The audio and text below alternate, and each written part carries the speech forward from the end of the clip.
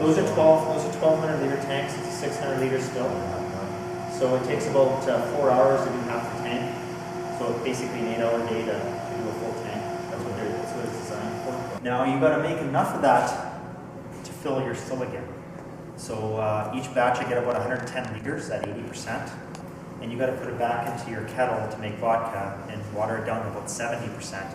But you got to have enough volume to fill this thing, right? So you'd have to do about 3 or 4, maybe 5 distillations of whiskey to have enough liquid so you could redistill that to your vodka. So there's a lot of work you have to do to get enough distillate to make your vodka run. That's why if I'm just selling just vodka, right, I got to do a whole bunch of distillations first to have enough to redistill for the vodka run. So you're doing double distill? That's all marketing. Yeah. Yeah. Nothing's done that way anymore. 1, 2, 3, 4, 5 times distilled. It's 18 times distilled. 18 times. Oh. Yeah. That, what they're referring to is a pot still where you distill to an end product, or back in the still, or distill to another end product, back in the still, distill to another. It's not done that way. The trains do that. It's just marketing. So for marketing purposes, 18 times. People think you're out to lunch. It's like on CD-ROMs where it was like 10 times, and then now it's like, I don't know, it's at 100 and some times. And it doesn't make any, the number doesn't mean anything to anybody anymore, right? It's useless. So you're doing 2 runs? Yeah, 2 full runs. Sometimes a third, depending if how well it cleans up. The vodka run takes 12 hours.